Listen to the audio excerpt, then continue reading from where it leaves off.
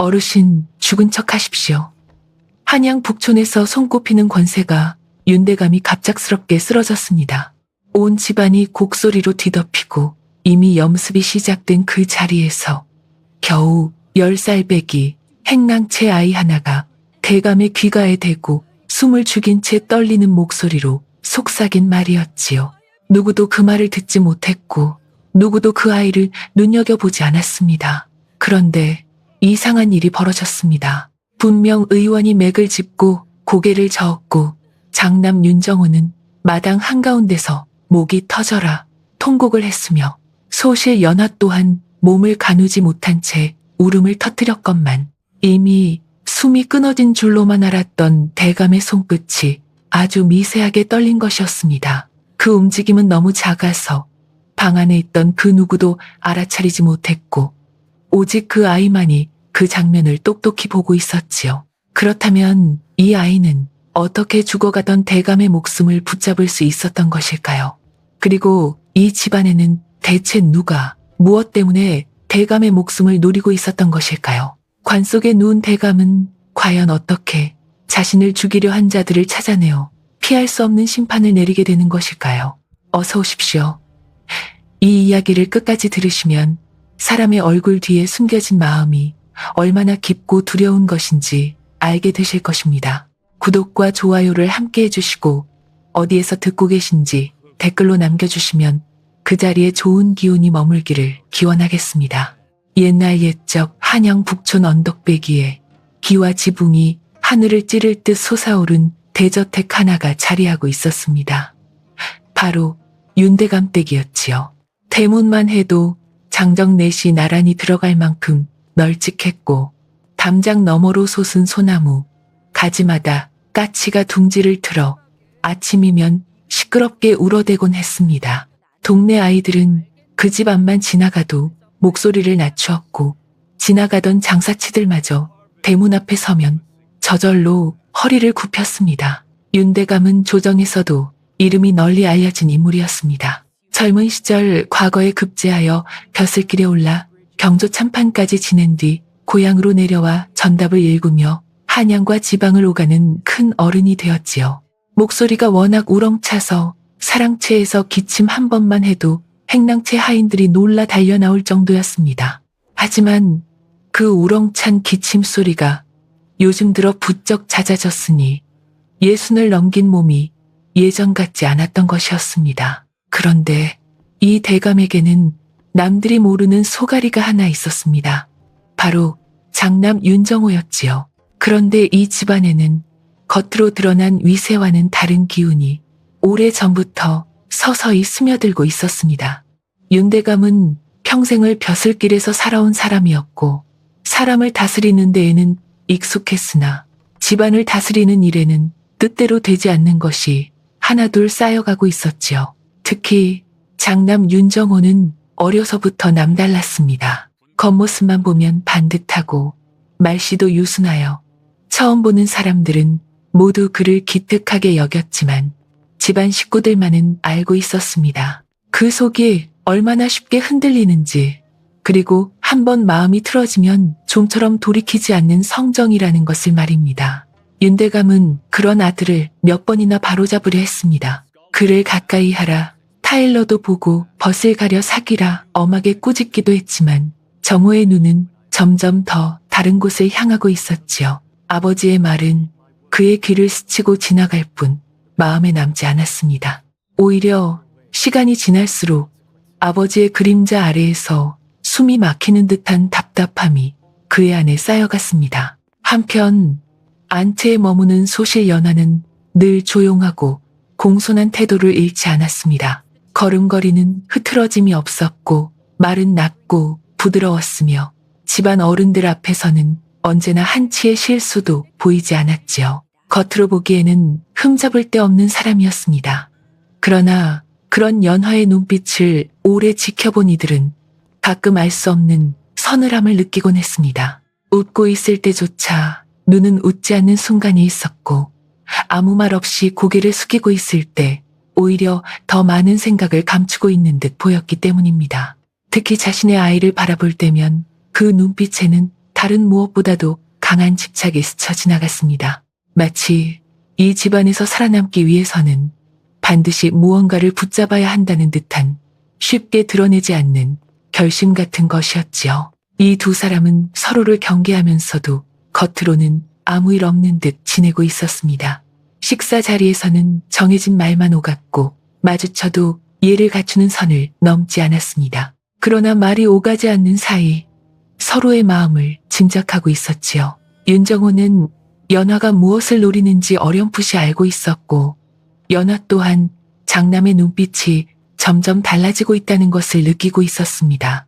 겉으로는 고요했지만 그 고요함 아래에서는 보이지 않는 물결이 천천히 부딪히고 있었습니다. 윤대감은 그런 기운을 전혀 느끼지 못했던 것은 아니었습니다. 다만 그것을 바로잡기에는 이미 시간이 너무 많이 흘렀다는 것을 어렴풋이 알고 있었지요. 집안이 커질수록 사람의 마음은 멀어지고 가까이 있을수록 더 보이지 않는 법이라는 것을 뒤늦게 깨닫고 있었던 것입니다. 그러나 그가 할 수 있는 일은 많지 않았습니다.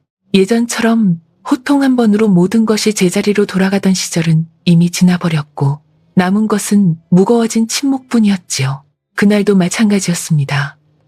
윤대감은 아무 말 없이 사랑채에 앉아 있었고 윤정호는 마루 끝에서 고개를 숙인 채 서 있었습니다. 두 사람 사이에는 말이 없었지만 그 침묵은 결코 편안한 것이 아니었습니다.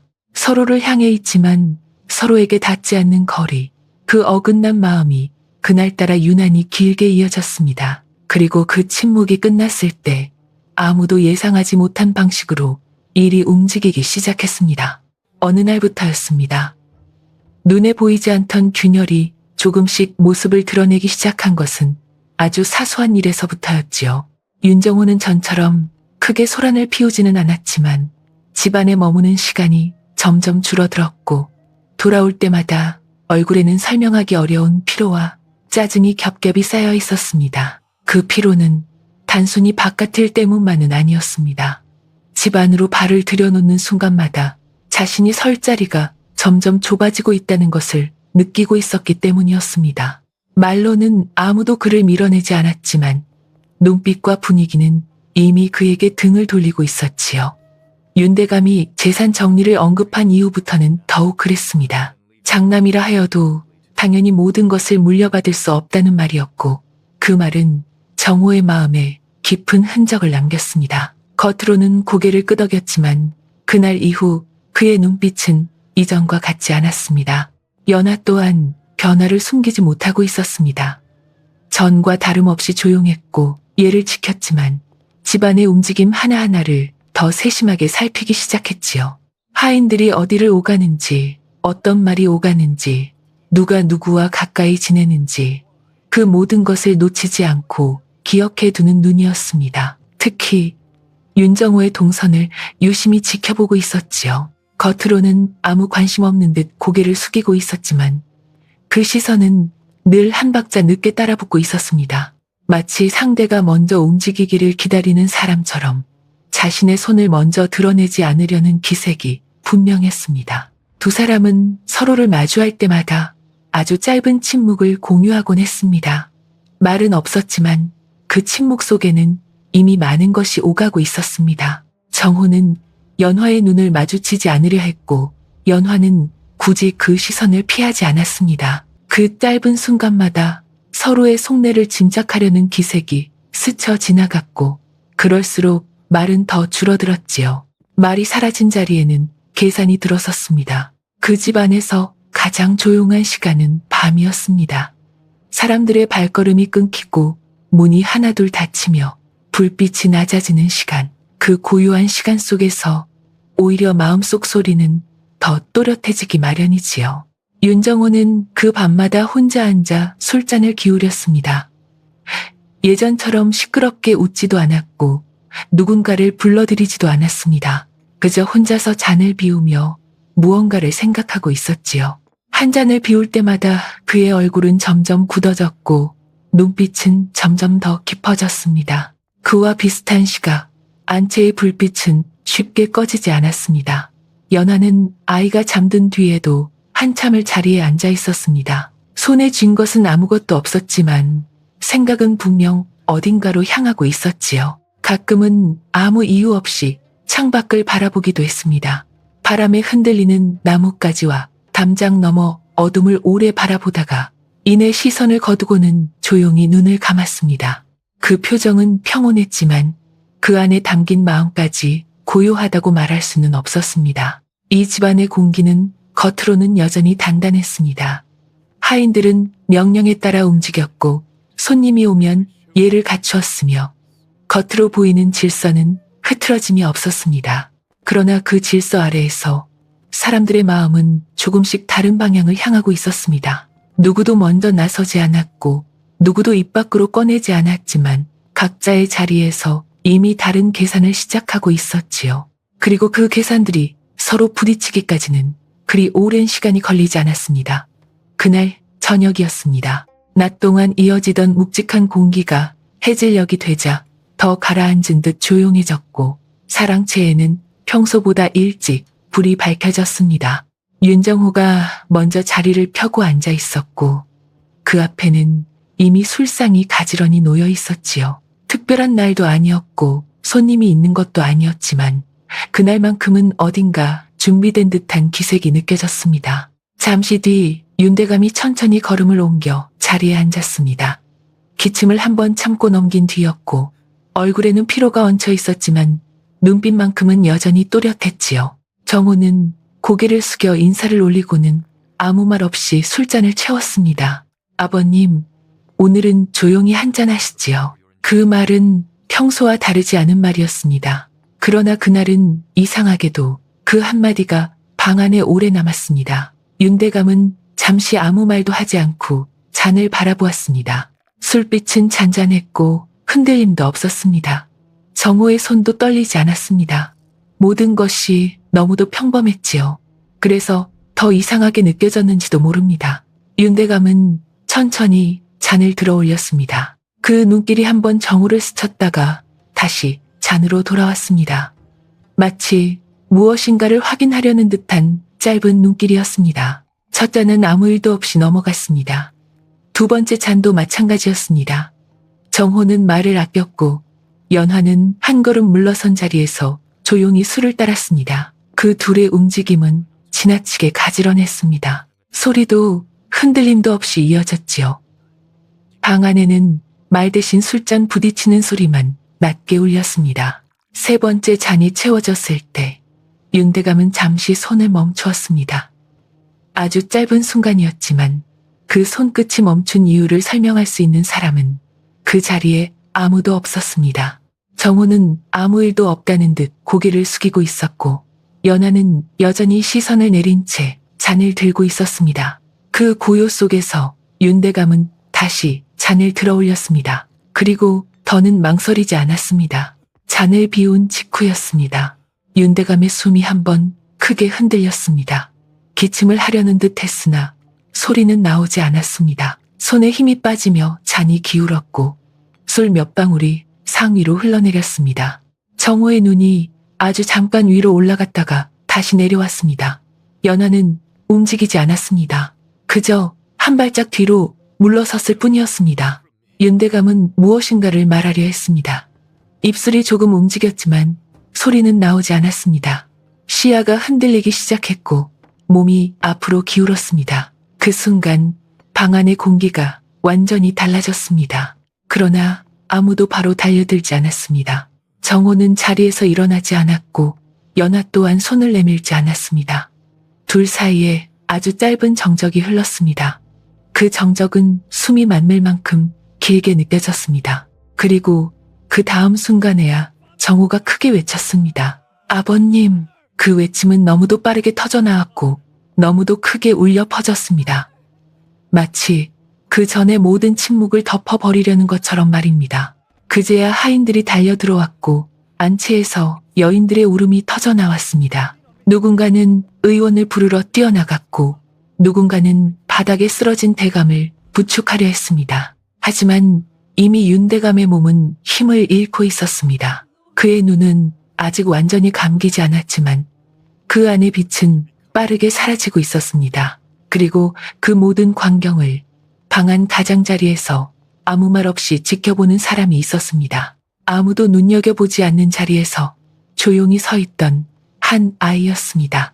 그날 밤은 유난히 길었습니다. 사랑채에서 쓰러진 윤대감은 곧바로 안으로 옮겨졌고 의원이 불려와 맥을 짚었습니다. 방 안은 숨소리조차 조심스러울 만큼 고요해졌고 사람들은 의원의 얼굴만 바라보고 있었지요. 얼마 지나지 않아 의원은 손을 떼고 조용히 고개를 저었습니다. 그 짧은 동작 하나로 모든 것이 정해진 것처럼 방 안의 공기가 무너져 내렸습니다. 그제야 곡소리가 터져 나왔고 누군가는 바닥에 주저앉았으며 누군가는 입을 틀어막은 채 울음을 삼켰습니다. 윤정우는 그 자리에서 무너져 내리듯 무릎을 꿇었습니다. 두 손으로 바닥을 짚은 채 고개를 숙였고 곧이어 통곡이 터져 나왔습니다. 그 울음은 너무 커서 방 안을 넘어 마당까지 퍼져나갔습니다. 사람들은 그 울음을 듣고 더 크게 울었고 집안 전체가 슬픔에 잠긴 듯 보였습니다. 그러나 그 울음 사이사이에는 묘하게 비어있는 틈이 있었습니다. 이어져야 할 감정이 이어지지 않고 끊어져야 할 순간이 끊어지지 않는 어긋남 같은 것이었습니다. 연화는 한쪽에서 몸을 가누지 못한 채 기대어 있었습니다. 하인 둘이 부축하고 있었고 얼굴은 눈물로 젖어 있었지만 그 눈물은 오래 머물지 않았습니다. 흐르다 말고 다시 고요해지는 눈물이었습니다. 그녀는 아무 말도 하지 않았습니다. 그저 고개를 떨군 채 울음을 이어갔지요. 그러나 그 울음 속에서도 귀는 열려 있었습니다. 방 안에서 오가는 말, 밖에서 들려오는 발소리, 누가 어디에 서 있는지까지 놓치지 않고 듣고 있었습니다. 그 사이에서 하인들은 분주히 움직이기 시작했습니다. 물을 데우고 수의를 준비하고 방을 정리하며 해야 할 일들을 하나씩 해나갔습니다. 모든 것이 너무도 빠르게 진행되었습니다. 슬픔을 느낄 틈도 없이 이미 정해진 절차가 사람들을 끌고 가고 있었지요. 누군가는 조문객을 맞을 준비를 했고 누군가는 안채를 정리했으며 누군가는 조용히 다른 하인에게 귓속말을 건넸습니다. 그 귓속말은 크지 않았지만 그날 밤에는 유난히 또렷하게 들렸습니다. 이제 어떻게 되는 것이냐 하는 말이었고 누가 이 집을 맡게 되겠느냐 하는 물음이었습니다. 아직 시신이 식기도 전이었지만 사람들의 마음은 이미 다른 곳으로 움직이고 있었습니다. 말은 조심스러웠지만 생각은 그렇지 않았습니다. 그 누구도 입 밖으로 꺼내지 않았을 뿐 각자의 계산은 이미 시작되고 있었지요. 방 안 한쪽에서는 늙은 하인 막쇠가 조용히 앉아 있었습니다. 그는 울지도 않았고 말도 하지 않았습니다. 그저 대감의 얼굴을 바라보고 있었지요. 그 눈에는 오래된 시간이 담겨 있었습니다. 젊은 시절부터 지금까지 수많은 날을 함께 보낸 사람의 눈이었습니다. 그러나 그 눈빛 속에도 확신은 없었습니다. 죽음을 받아들여야 하는지 아니면 아직 남아있는 무엇을 붙잡아야 하는지 스스로도 알 수 없다는 듯 흔들리고 있었습니다. 그때 문가에 서 있던 작은 그림자가 한 발짝 앞으로 움직였습니다. 아무도 부르지 않았고 아무도 주목하지 않았지만 그 아이는 그 자리에 계속 서 있었습니다. 조금 전까지 방 안의 모든 일을 지켜보고 있었던 그 아이였습니다. 울음에도 휩쓸리지 않았고 분주한 움직임에도 흔들리지 않았습니다. 그저 한 가지에만 시선을 두고 있었지요. 대감의 얼굴이었습니다. 아이의 눈에는 다른 사람들과는 다른 장면이 비치고 있었습니다. 다른 이들은 이미 끝난 것으로 보고 있는 것을 아이는 아직 끝나지 않은 것으로 보고 있었지요. 그래서 움직이지 않았고 그래서 말을 하지 않았습니다. 그날 밤 모든 사람들은 대감이 죽었다고 믿고 있었습니다. 그러나 그 방 안에는 그 사실을 믿지 않는 사람이 단 한 명 있었습니다. 그 아이는 쉽게 움직이지 않았습니다. 방 안에 오가는 사람들의 발걸음이 점점 잦아들고 울음소리도 한결 낮아진 뒤에서야 비로소 천천히 한 발짝을 내디뎠습니다. 다른 이들이 보기에 그것은 그저 심부름을 하려는 아이의 움직임처럼 보였을지도 모릅니다. 그러나 아이의 눈은 이미 다른 것을 보고 있었습니다. 가까이 다가갈수록 공기 속에 섞여 있는 냄새가 더 또렷해졌습니다. 향냄새와 양냄새, 그리고 방 안의 습기가 뒤섞인 가운데 그 사이에 아주 미세하게 다른 기운이 섞여 있었습니다. 아이는 잠시 숨을 멈추고 그 냄새를 가만히 가늠했습니다. 처음 맡아보는 냄새는 아니었습니다. 오래전 아주 짧은 시간이었지만 분명히 맡아본 적이 있는 냄새였습니다. 그 기억은 흐릿했지만 잊히지는 않았습니다. 비 오는 날 축축한 흙냄새와 함께 스며들던 쓴 기운, 그리고 그 냄새가 퍼진 뒤 며칠 지나지 않아 사람이 하나 쓰러졌던 기억이었습니다. 아이는 그때 아무것도 할 수 없었고 아무도 그 일을 이상하게 여기지 않았습니다. 그래서 더 오래 남아 있었습니다. 아이의 시선이 대감의 얼굴로 옮겨갔습니다. 입술은 창백했지만 완전히 말라붙은 색은 아니었습니다. 손끝 또한 차가웠지만 얼어붙은 것처럼 단단하진 않았습니다. 아주 미세한 차이가 있었지요.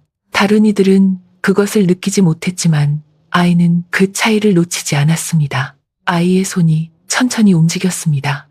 누구에게도 들키지 않게 아주 조심스럽게 대감의 손등에 닿았다가 곧바로 떨어졌습니다. 짧은 순간이었지만 그 안에 담긴 느낌은 분명했습니다. 완전히 식은 몸이 아니었습니다. 아이의 숨이 잠시 덩었습니다. 그 순간 머릿속에서 두 가지 생각이 동시에 떠올랐습니다. 하나는 지금 당장 소리쳐야 한다는 것이었고 다른 하나는 절대로 그러면 안 된다는 것이었습니다. 소리를 지르면 사람들이 몰려들 것입니다. 의원이 다시 오고 모두가 확인하려 들 것입니다. 그러나 그 순간 이 집안에 있는 누군가는 반드시 다시 손을 쓸 것입니다. 그것이 누구인지는 알 수 없지만 이미 한 번 손을 쓴 사람이 있다면 두 번이라고 못할 이유는 없었습니다. 아이의 손이 미세하게 떨렸습니다. 말해야 할지 숨겨야 할지 그 선택이 이 짧은 순간 안에 놓여 있었습니다. 그때 멀리서 발소리가 들려왔습니다. 누군가 다시 방으로 들어오고 있었습니다. 아이는 고개를 들어 문 쪽을 바라보았다가 다시 시선을 내렸습니다. 시간이 없다는 것을 알았습니다. 아이의 눈이 한 번 더 대감을 향했습니다. 그리고 그 시선 속에서 아주 작은 확신이 자리 잡았습니다. 지금 이 사람을 살릴 수 있다는 확신이었습니다. 아이의 입술이 굳게 다물렸습니다. 그 순간 아이는 선택을 했습니다. 아무에게도 말하지 않기로. 그 선택을 한 뒤로 아이의 움직임은 더 조심스러워졌습니다. 방 안에 남아있던 사람들은 하나둘 자리를 뜨고 있었고 밤이 깊어질수록 발걸음 소리는 줄어들었습니다. 울음도 지쳐 잦아들었고 남은 것은 낮게 깔린 숨소리와 간간이 들리는 기침뿐이었지요. 그런 틈을 기다리듯 아이는 문가에서 한참을 서 있었습니다. 아무도 자신을 보지 않는다는 것을 확인하고 나서야 다시 천천히 방 안으로 들어갔습니다. 대감의 곁에 다가섰을 때 아이는 더 이상 망설이지 않았습니다. 이미 마음을 정했기 때문이었습니다. 손을 뻗어 대감의 가슴께에 살짝 대었습니다. 아주 약하게, 그러나 분명하게 안쪽에서 움직이는 기운이 느껴졌습니다. 그 기운은 금방이라도 사라질 듯 희미했지만 아직 완전히 꺼진 것은 아니었습니다. 아이의 숨이 가늘어졌습니다. 이대로 두면 끝입니다. 그 생각이 머릿속에 또렷하게 자리 잡았습니다. 그리고 그 생각과 함께 오래전 기억 하나가 떠올랐습니다. 짧은 시간이었지만 누군가에게서 들은 말이었습니다. 숨이 미친 것처럼 보이는 사람도 기운이 완전히 끊어지기 전이라면 다시 돌아올 수 있다는 이야기였습니다. 다만 그때를 놓치면 다시는 돌아올 수 없다는 말도 함께였지요. 아이의 손이 움직였습니다. 주변을 한 번 더 살폈습니다. 문은 반쯤 닫혀 있었고 바깥에는 아무도 보이지 않았습니다. 아이는 재빨리 몸을 숙였습니다. 대감의 몸을 조금 기울여 숨길 수 있는 위치로 옮기고 자신의 손으로 가슴을 천천히 눌렀습니다. 한 번, 그리고 또 한 번 힘을 조절하며 조심스럽게 움직였습니다. 아무 반응도 없었습니다. 아이의 손에 힘이 조금 더 들어갔습니다. 다시 한번 눌렀습니다. 그때였습니다. 대감의 입술이 아주 미세하게 떨렸습니다. 아이의 눈이 커졌습니다. 그러나 소리를 내지 않았습니다. 오히려 더 숨을 죽였습니다. 이 작은 움직임 하나가 다시 사라질 수도 있다는 것을 알고 있었기 때문이었습니다. 아이의 손이 멈추지 않았습니다. 같은 동작을 반복하며 숨을 고르듯 일정하게 움직였습니다. 시간이 얼마나 지났는지 알 수 없었습니다. 짧게 느껴지기도 했고 길게 느껴지기도 했습니다. 손끝은 점점 저려왔고 숨은 점점 가빠졌지만 멈출 수 없었습니다. 그때 멀리서 인기척이 들렸습니다. 아이의 몸이 굳었습니다. 누군가 이쪽으로 오고 있었습니다. 발걸음은 크지 않았지만 점점 가까워지고 있었습니다. 아이는 순간 손을 떼고 몸을 일으켰습니다. 숨을 고른 뒤 아무 일도 없었던 것처럼 자리를 정리했습니다. 대감의 몸을 다시 원래대로 눕히고 손을 모아 가만히 서 있었습니다. 문이 열렸습니다. 들어온 사람은 막새였습니다. 그는 방 안을 한번 둘러보고는 조용히 다가와 대감의 얼굴을 살폈습니다. 아이는 아무 말도 하지 않았습니다. 그저 고개를 숙인 채 서 있었습니다. 막새는 한참을 바라보다가 깊은 한숨을 내쉬고는 고개를 저었습니다. 그리고는 다시 돌아섰습니다. 문이 닫히고 발소리가 멀어지자 아이는 천천히 고개를 들었습니다. 그리고 다시 대감을 향해 몸을 숙였습니다. 이번에는 망설임이 없었습니다. 그 망설임이 사라진 뒤 아이의 손은 더 이상 흔들리지 않았습니다. 같은 자리에 같은 힘으로 숨을 고르듯 일정하게 움직였습니다. 방 안의 공기는 여전히 무거웠고 촛불은 간간히 흔들렸지만 그 작은 손끝의 움직임만은 끊어지지 않았지요. 시간이 얼마나 흘렀는지 알 수 없었습니다. 밤은 이미 깊어졌고 밖에서는 더 이상 발걸음 소리가 들리지 않았습니다. 모든 것이 잠든 것처럼 고요해졌습니다. 그때였습니다. 대감의 가슴이 아주 미세하게 들렸다가 내려앉았습니다. 아이의 손이 그 움직임을 놓치지 않았습니다. 다시 한 번, 그리고 또 한 번 그 작은 기운이 이어졌습니다. 끊어질 듯 이어지고 사라질 듯 남아있는 숨이었습니다. 아이는 그 흐름을 따라가듯 손을 움직였습니다. 너무 강하지도 너무 약하지도 않게 마치 그 숨을 붙잡아 놓으려는 듯 조심스럽게 이어갔습니다. 얼마 지나지 않아 대감의 입술이 다시 한번 떨렸습니다. 이번에는 조금 더 분명한 움직임이었습니다. 그리고 그 뒤를 이어 아주 희미한 숨소리가 새어나왔습니다. 아이의 눈이 깊어졌습니다. 살아있습니다. 그 사실이 이제는 확신이 되었습니다. 그러나 아이는 기뻐하지 않았습니다. 오히려 얼굴이 더 굳어졌습니다. 이제부터가 더 위험하다는 것을 알고 있었기 때문이었습니다. 아이의 손이 멈추었습니다. 더는 같은 동작을 반복하지 않았습니다. 대신 주변을 살폈습니다. 방 안의 위치, 문과의 거리, 사람이 들어올 수 있는 방향까지 빠르게 눈에 담았습니다. 그리고는 몸을 조금 낮춰 대감의 얼굴 가까이 다가갔습니다. 어르신, 들리십니까? 아주 낮은 목소리였습니다. 대감의 눈꺼풀이 미세하게 떨렸습니다. 완전히 뜨이지는 않았지만 분명히 반응이 있었습니다. 아이는 그 반응을 놓치지 않았습니다. 숨을 죽인 채 다시 한번 입을 열었습니다. 지금은 움직이시면 안 됩니다. 대감의 숨이 조금 더 고르게 이어지기 시작했습니다. 아직 약했고 언제 끊어질지 모르는 상태였지만 분명히 돌아오고 있었습니다. 아이는 더 이상 말을 하지 않았습니다. 대신 아주 천천히 손으로 이불을 정리하며 대감의 몸을 자연스럽게 눕혔습니다. 겉으로 보기에는 아무 변화도 없는 것처럼 다시 죽은 사람의 모습으로 만들어 놓은 것이었습니다. 그때 대감의 눈이 아주 조금 열렸습니다. 흐릿한 시선이 아이를 향했습니다. 그 눈에는 놀람도 분노도 없었습니다. 다만 깊은 혼란과 함께 무언가를 알아차린 사람의 기색이 스쳐 지나갔습니다. 아이와 눈이 마주쳤습니다. 짧은 순간이었지만 그 안에 많은 것이 오갔습니다. 말은 없었지만 서로가 무엇을 알고 있는지 이미 전해진 듯 했습니다. 아이의 입술이 다시 움직였습니다. 죽은 것으로 두셔야 합니다. 대감의 눈이 아주 천천히 감겼습니다. 그 움직임은 단순히 힘이 빠져서가 아니었습니다. 스스로 선택한 것이었습니다. 살아있다는 사실을 드러내지 않겠다는 선택. 지금 이 순간을 버티겠다는 선택이었습니다. 아이의 손이 한 번 더 이불을 눌렀습니다. 그리고 몸을 일으켰습니다.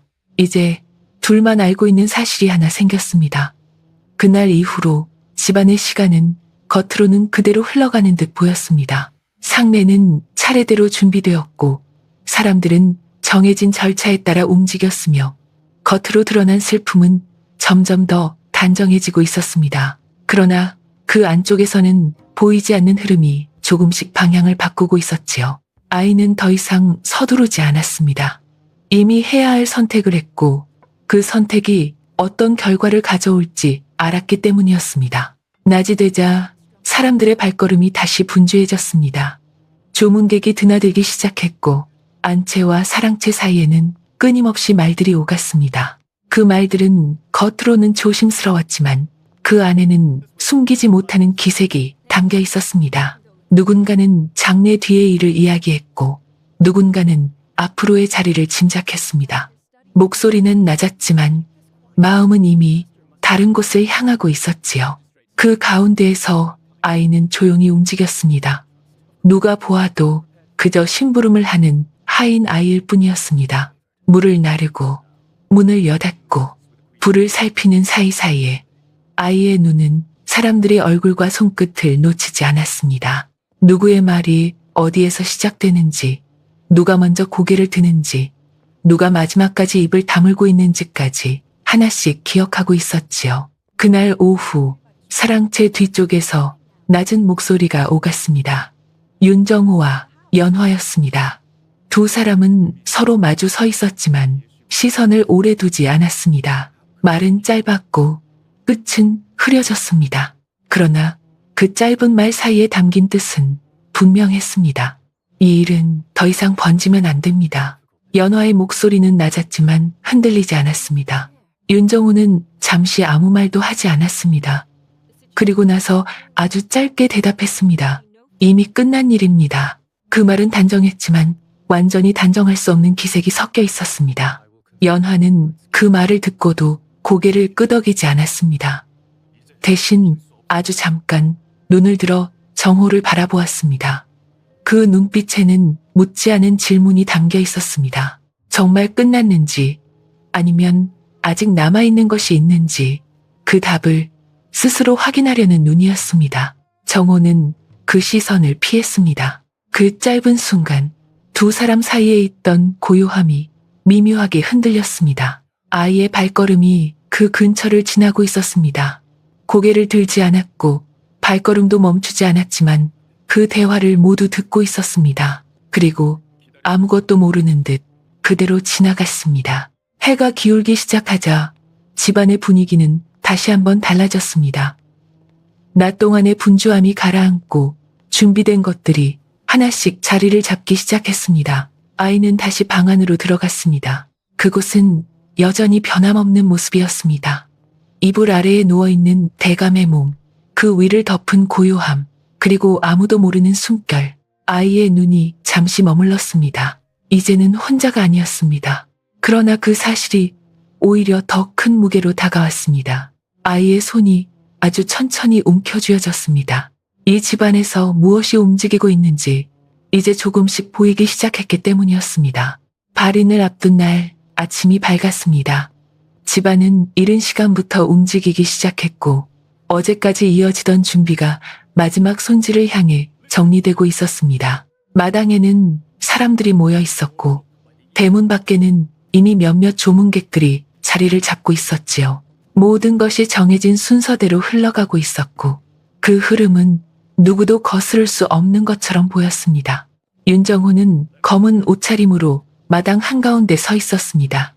고개를 숙인 채 말이 없었지만 그의 주변에는 자연스럽게 사람들이 모여들었습니다.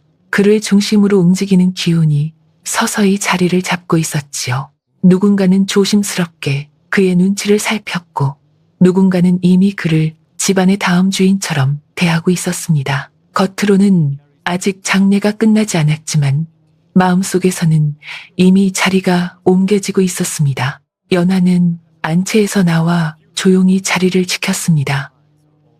얼굴에는 여전히 슬픔이 남아 있었지만 그 슬픔은 흐트러지지 않았습니다. 한치의 어긋남도 없이 정돈된 모습이었지요. 그녀는 말을 아끼고 있었지만 시선만큼은 끊임없이 움직이고 있었습니다. 누가 어디에 서 있는지, 어떤 표정으로 무엇을 바라보고 있는지 하나도 놓치지 않고 담아내고 있었습니다. 그 사이에서 아이는 다시 한번 조용히 움직이고 있었습니다. 아무도 주목하지 않는 자리에서 해야 할 일을 묵묵히 이어가고 있었지요. 그날 아침 아이의 발걸음은 어제와 달랐습니다. 더 빠르지도 더 느리지도 않았지만 분명히 방향을 알고 움직이는 걸음이었습니다. 시간이 되어 사람들이 모였고 마지막 절차가 시작되었습니다. 방 안의 공기가 한층 더 무거워졌습니다. 몇몇은 눈을 감았고 몇몇은 고개를 더 깊이 숙였습니다. 그때 아이가 문가에 섰습니다. 아무 말도 하지 않았고 누구를 부르지도 않았습니다. 다만 그 자리에 서서 안쪽을 바라보고 있었습니다. 아무도 눈치채지 못한 사이 아이의 시선이 한 사람을 스쳤습니다. 윤정호였습니다. 그리고 다시 연화를 향했다가 곧바로 거두었습니다. 아주 짧은 순간이었지만 그 시선은 분명히 무언가를 확인하고 있었습니다. 이윽고 방 안의 고요가 조금 더 깊어졌습니다. 그때였습니다. 이불 아래에 놓여있던 대감의 몸이 아주 미세하게 움직였습니다. 그 움직임은 처음에는 누구도 알아차리지 못할 만큼 작았습니다. 그러나 곧 이어진 두 번째 움직임에서 방 안의 공기가 단번에 달라졌습니다. 누군가 숨을 멈췄고 누군가는 고개를 들었습니다. 그리고 그 다음 순간 윤대감이 천천히 눈을 떴습니다. 그 눈은 어제까지의 눈과는 달랐습니다. 흐릿하지 않았고 흔들리지도 않았습니다. 오래 눌러두었던 것을 다시 꺼내든 사람의 눈이었습니다. 방 안에 있던 모든 시선이 한꺼번에 그곳으로 쏠렸습니다. 아무도 말을 하지 못했습니다. 윤정호의 얼굴에서 색이 빠졌고 연화의 손이 아주 미세하게 굳었습니다. 그동안 감춰져 있던 모든 것이 그 한순간에 드러나기 시작한 듯 했습니다. 윤대감은 천천히 몸을 일으켰습니다. 그 움직임은 빠르지 않았지만 누구도 막을 수 없는 힘이 담겨 있었습니다.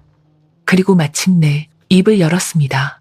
이 집안이 언제부터 이렇게 되었느냐. 그 목소리는 크지 않았지만 방 안을 가득 채웠습니다. 그 말 한마디에 그동안 쌓여있던 침묵이 무너졌습니다.